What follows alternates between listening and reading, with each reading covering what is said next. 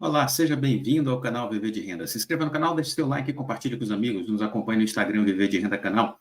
Seleção de empresas de novembro já divulgada. Se você não é nosso assinante, assine. Falamos sobre muitos assuntos, fizemos leituras gráficas, fizemos estudos de algumas empresas, nós fizemos uma análise sobre o cenário da China, dos Estados Unidos, a questão dos títulos de 10 anos dos Estados Unidos, por que isso travou a Bolsa no mês de setembro, falamos sobre o fluxo dos estrangeiros, o que eles fizeram, o que é que eles estão fazendo, quando eles voltam para o Brasil, será que vão voltar? Falamos sobre o PL, falamos sobre muita coisa, foram 2 vídeos de cada um de 1 hora de duração, falando sobre este momento, falamos sobre a Vale, os resultados da Vale, falamos sobre muitas perspectivas positivas, maneiras diferentes de olhar para o mercado financeiro, de você ter calma, se afastar do ruído, se afastar da confusão, entendeu?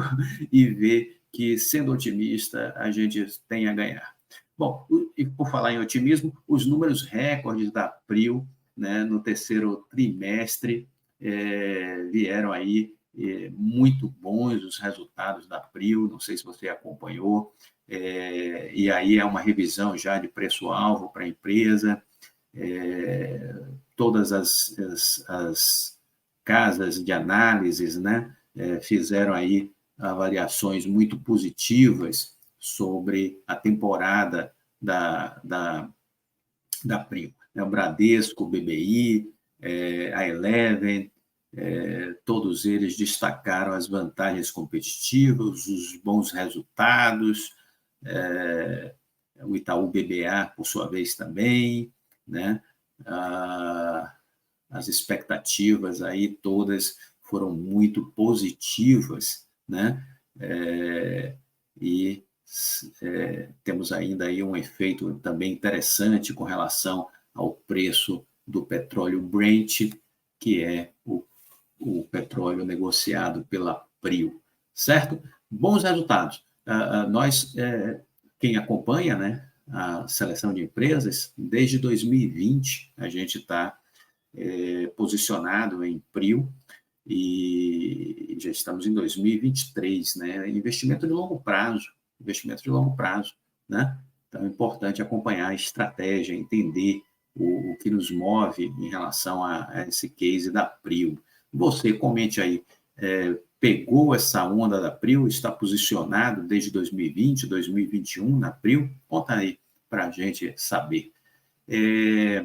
Olha, a gente falou na semana passada que a Fitch colocou a probabilidade de inadimplência da Oi e classificou no rating D. Isso significa alta chance de calote, é isso que significa, né? Alta chance de inadimplência. Se você não sabe, é isso que significa. E aí a gente vê que aquele acordo com os credores pode ter vazado água, entendeu? Tem entrado água naquela historinha do acordo com os credores, viu?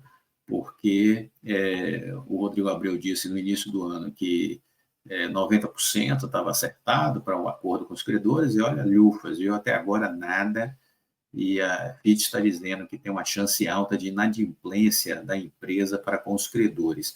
A Oi tem 2,5 bilhões no caixa e tem 2 bilhões de vencimentos no curto prazo. Está aqui, ó. A Fitch aponta que a companhia tem liquidez baixa. Isso estrangula uma empresa, asfixia uma empresa, entendeu? 2,5 bilhões de caixa para fazer frente a 2 bilhões de investimento de curto prazo. Muitas empresas morrem por não conseguir fazer uma boa gestão de fluxo de caixa. Outro problema da Oi que persiste, né, é a sua dívida. Está aqui também a Fitch fazendo menção a ela. Em junho deste ano, a Oi tinha uma dívida com valor nominal de 35,3 bilhões e valor justo de 23,7 bilhões. Esse valor justo é o que nos interessa para as nossas contas. Então, a dívida da Oi hoje é de 23,7 bilhões de reais. 23,7 bilhões de reais. A Oi conseguirá pagar essa dívida? Essa é a grande questão que está aí na mesa. Se a Oi vai conseguir pagar essa dívida e sobreviver, porque ela pode vender negócios como a Oi Fibra, como a Vital, né? honrar as suas dívidas e acabou a empresa. Apaga a luz e fecha as portas e devolve a chave para o síndico do condomínio. Então, é isso que a gente precisa observar. Vamos lembrar também que a empresa está pressionada pela B3 por conta de estar sendo negociada abaixo de R$ 1, e ela pode ter que ir até março fazer um grupamento. Outro dia eu comentei que o grupamento pode ser de 50-1. Aí alguém me perguntou, de onde você tirou isso? Da própria Oi, do grupamento anterior, né? A Oi defendeu 50-1. Acabou que houve uma rebelião dos acionistas, né? A gente liderou até esse movimento também, de que bastava ser 10-1, porque a gente entendia que estava tudo bem, né? Mas veja que o 10-1 não foi suficiente para segurar a ação acima de R$ 1, e muito provavelmente, tendo que fazer um novo grupamento, a Oi desta vez vai passar com força os 50-1, entendeu? Então, novo grupamento, tome nota, 50-1 é o que deve ser aprovado pela empresa, certo? É o que deve ser aprovado pela empresa. Que mais eu gostaria de destacar para vocês? Eu quero comentar com vocês a questão da reforma tributária, porque este é um assunto que, ao meu ver, ele é importante, e a OCDE, ela fez um documento, né? Fez um documento dizendo que a reforma tributária aproxima o Brasil das melhores práticas, e uma reforma tributária, dentro desta ótica, vai estimular o crescimento econômico. A OCDE, para quem não conhece, é a Organização para a Cooperação e Desenvolvimento Econômico. É um clube de ricos, né? Um clube de países ricos. E agora, no dia 30 de outubro, ela fez um documento dizendo que a reforma tributária sobre o consumo, porque vamos fazer um recorte, viu? O que está sendo feito hoje é uma reforma tributária sobre o consumo. Não é ainda uma reforma tributária sobre a renda. Isso vai ficar para o ano que vem. Este ano é uma reforma tributária sobre o consumo.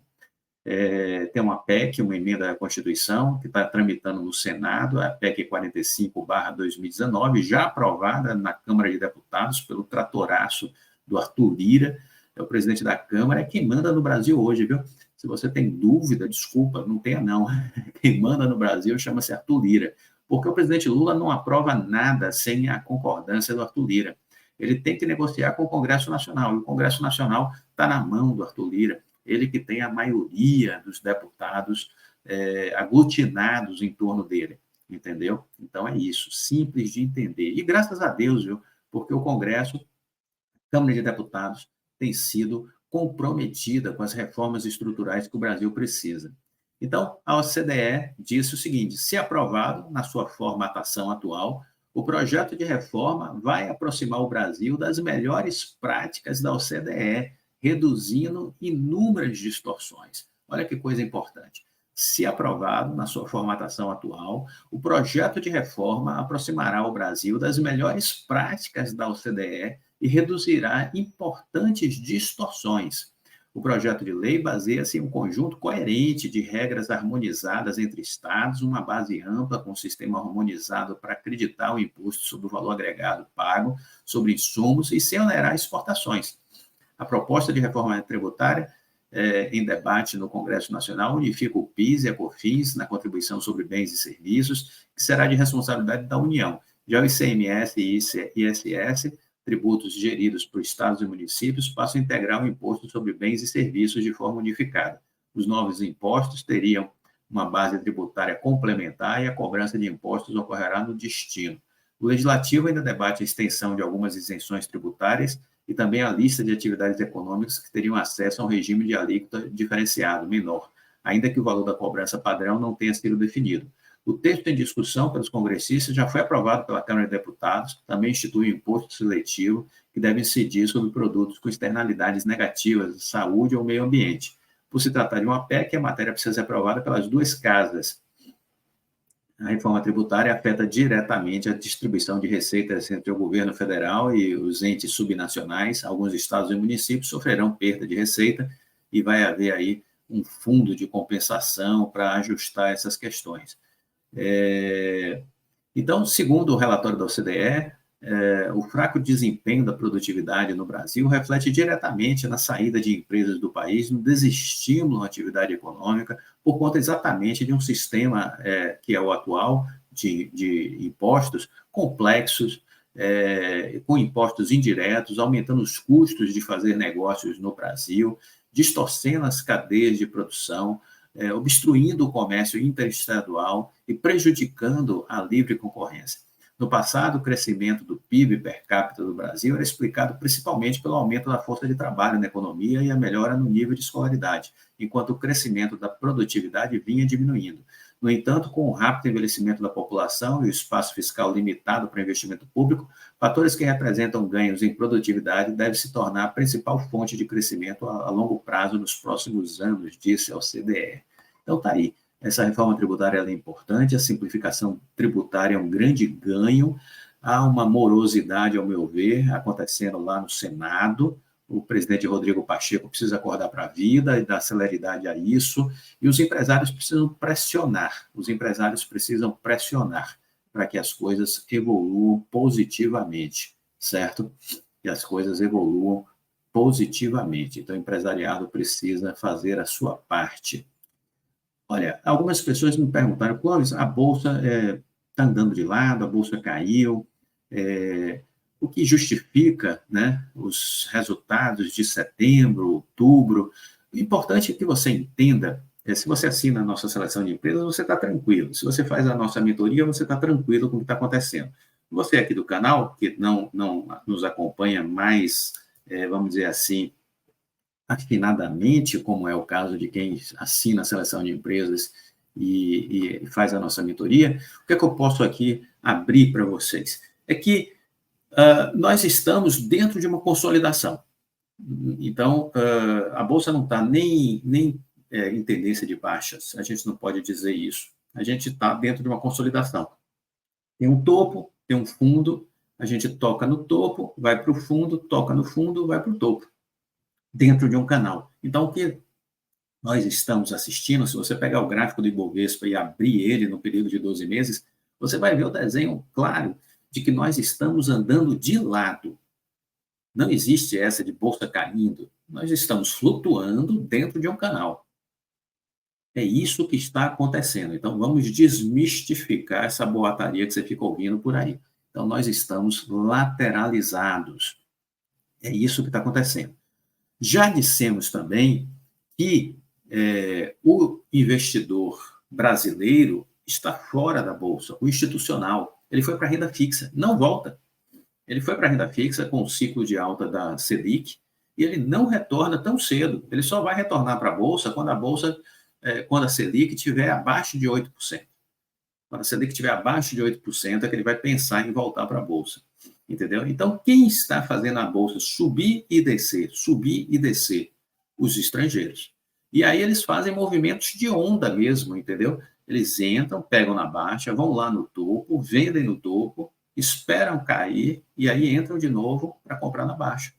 Então, eles fizeram agora um belíssimo movimento. Se você nos acompanha na mentoria, na seleção de empresas, a gente pegou essa onda, né? Dos 98 mil aos 123 mil, uma belíssima onda de valorização. A gente fez muitos ganhos, quem nos acompanha se deu muito bem, né? Belíssimos cases de valorização, a gente teve a oportunidade de surfar. E aí agora o que está acontecendo? A gente fez balanceamento de carteira, estamos aguardando um novo momento. E eu acredito que este novo momento está prestes a acontecer, né? Esse vídeo, por exemplo, eu estou gravando no dia 1º de novembro. O meu sentimento do 1º de novembro para frente é que a gente vai pegar um movimento interessante. É possível que a gente comece a buscar de novo a parte alta deste canal de lateralização. E quem sabe a gente rompa e faça novos testes no topo da máxima histórica em real da Bolsa, este ano ainda. Vamos aguardar, né? Agora, o que segurou a Bolsa em setembro, mais ou menos? Nós tivemos a saída do estrangeiro em agosto e setembro foi natural, agora em outubro foi realização, pura e simplesmente realização. Tivemos um componente de pressão sobre a Bolsa brasileira, que foram os títulos do Tesouro Americano, os títulos de 10 anos, que são papéis de dívida, que se mantiveram elevados durante todo o mês de setembro. Isso foi um movimento especulativo que estava acontecendo nos Estados Unidos. Tem um grande investidor lá, nós comentamos isso na seleção de empresas, ele fez uma operação apostando na alta do título de 10 anos, e agora, recentemente, ele encerrou essa aposta que ele estava fazendo na alta e botou no bolso $200 milhões na operação. E ele desmontou essa operação de aposta na alta do título de 10 anos, ou seja, ele está vendo que as coisas vão evoluir em outro sentido, né? Então, mas isso significa que a gente precisa olhar para a Bolsa Americana, a gente precisa olhar para o Federal Reserve, a gente precisa olhar para esse cenário da economia americana? Claro que sim. A gente precisa estar atento ao que está acontecendo lá. Isso a gente fala sempre na seleção de empresas. Agora, em novembro, a gente abordou muito esse assunto. Se você não é assinante, assine. E na nossa mentoria, se você quiser, venha conhecer o nosso programa de mentoria, que vai lhe ajudar também. Certo? Então, tivemos esse componente da questão dos juros de 10 anos lá nos Estados Unidos, que estava havendo muita especulação com isso, e isso, ao nosso ver, impactou aqui, deu uma segurada na reentrada dos estrangeiros. E aí depois tivemos também essa questão do conflito de Israel com o Hamas.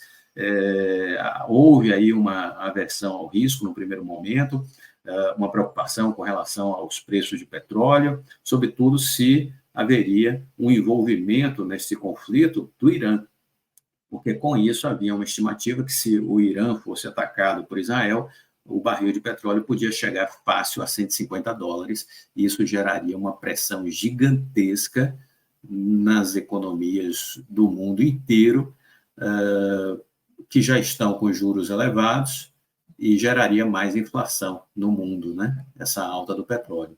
Então, isso é que deu uma segurada, no nosso entender, aí, nesse período, mas, no nosso entendimento também, as coisas estão se acalmando, as coisas estão se ajustando, e a gente vê que o cenário está melhor. Esse é o nosso sentimento, de que o cenário está melhor. Se você gostou do vídeo, deixe o seu like, compartilhe com os amigos. E não deixe de fazer parte do processo contra a Oi. Está aqui na página de comentários os links para você aderir. E a Americanas também. Se você se sente roubado pela diretoria das Americanas, foi prejudicado nas suas ações, também aqui tem um link, são processos movidos pelo Instituto Empresa, tá bom? Deixa o like, compartilhe com os amigos. Fique com Deus e até a próxima. Tchau.